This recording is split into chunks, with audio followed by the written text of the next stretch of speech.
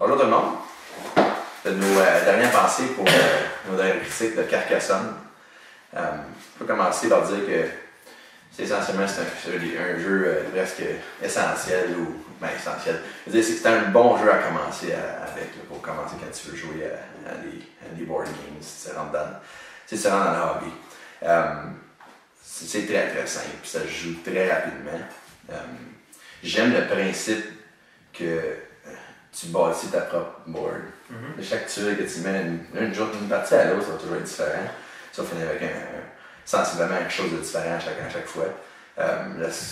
Les mécanismes sont simples. Tu mets une tuile, prends une tuile. Essentiellement, tu mets un personnage, tu n'en mets pas dépendant de ce que tu décides de faire. Donc, pour enseigner à de nouveaux joueurs, il n'y a pas de grands jeux qui sont aussi bons pour commencer. Puis, ils donnent quand même une bonne stratégie. Là. C'est rien de compliqué, là, mais c'est une bonne stratégie. Mon opinion est un petit peu différente.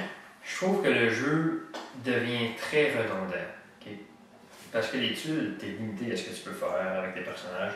Fait que dans le fond, le jeu, c'est d'essayer de planifier autour de ce que tu as déjà commencé. Mais tu es tellement limité parce que tu piges une tuile à la fois, puis là, j'ai encore un chemin, puis là, j'ai encore un chemin, puis j'ai encore un chemin. Puis mes bonhommes ne sont pas sur des chemins présentement. Ou la tuile, elle rentre pas bien dans la carte qu'on a créée. Fait c'est arrivé des parties où tu finis en dernière place, c'est juste parce que tu n'as vraiment pas été chanceux. C'est que la chance joue là-dedans. Le fait qu'il y ait bien de la chance, puis que c'est tout le temps, le jeu va toujours se ressembler, qu'il y a un peu de redondance. J'aime le jeu, mais je te dirais pas nécessairement. Moi je ne le considère pas un must-have, mais c'est quand même un bon jeu où il y a quand même de la stratégie, puis c'est un bon jeu pour initier le monde dans les jeux de société. Ça, je suis entièrement d'accord. C'est un point de vue du côté de nous, on aime la stratégie, donc la chance, des fois ça nous dérange, mais moi je le vois sur le côté de quelqu'un qui rentre dans une partie, mais tu ne vas pas leur mettre Canterbury ou quelque chose en face. Ça va leur mettre ça avec d'autres choses. Puis je veux dire, pour régler l'aspect de chance, tu peux toujours mettre une règle de maison où tu piges 3 tuiles, puis tout le monde a 3 tuiles dans les mains, puis tu joues la celle qui est meilleure pour toi quand ton tour vient. Mais tu pourrais faire ça, c'est juste. Je parle des règlements de base sans modifier les règlements. Moi, je trouve que ça dépend beaucoup de la tuile que tu vas piger. Oui, absolument. On vous a montré le jeu de base essentiellement, mais il y a des expansions, après expansion au jeu-là.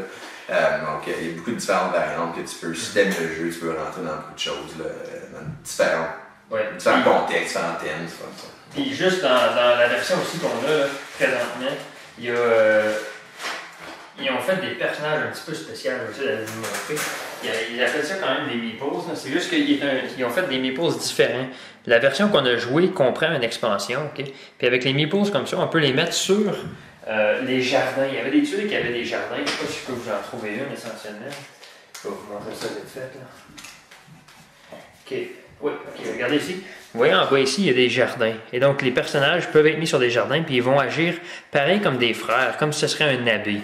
Okay, mais il y a juste ce personnage-là qui peut être mis sur le jardin puis qui va faire la même chose qu'un abbé. Alors, toi, c'est une variante.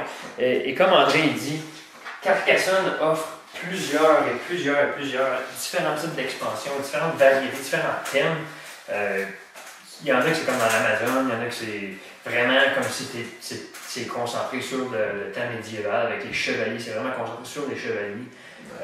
Carcassonne de série, c'est que tu bâtis une ville 3D, c'est ça d'affaires. Choisis ta saveur, choisis celle qui t'intéresse le plus, mais le jeu demeure essentiellement le même. Oui. Par de ça, je veux dire, les matériels, je veux dire, en bois, très standard. On s'entend que c'est un jeu standard. Tout ce que tu vois dans le carton, le bois, c'est standard. Rien d'extraordinaire à ce côté-là. C'est pas non plus un jeu qui est super attirant à l'œil parce que tu sais, il faut que les tuiles soient capables d'être faites dans des formes bizarres des fois pour pouvoir te permettre de faire une carte vraiment unique, je peux dire ça comme ça. Mais quand tu termines à la fin du jeu, quand tu regardes tout ce que tu as construit, c'est quand même vraiment beau à voir parce qu'il va y avoir des villes avec des formes vraiment bizarres, il va y avoir des villes énormes, des villes mini. Fait que c'est pas super, le artwork, l'art dessus les tuiles sont pas super attirantes à l'œil au début quand tu prends les tuiles individuellement, mais quand tu regardes la totalité du jeu à la fin, c'est quand même vraiment spécial à voir. D'après moi, c'est une décision stratégique de la compagnie d'arriver. En sachant que c'est un jeu que les gens vont commencer à jouer pour réduire le prix, ben, les composants sont beaucoup plus basses. Puis justement, c'est un jeu qui n'est pas très cher à acheter. Pour moi, c'est tout. J'aime quand même le jeu. C'est un jeu que je vais sortir de temps en temps. Surtout avec des nouveaux joueurs, on va jouer à ce jeu-là, puis ça va très bien. C'est quand même un jeu que je recommanderais, c'est certain. C'est un des je parle à travers mon chapeau un petit peu, mais je pense que c'est un des jeux qui a vraiment amené le tile laying, le placement de tuiles à un autre niveau, dans le sens que tout le jeu est concentré sur le fait que tu places des tuiles. Qui est ta propre planche.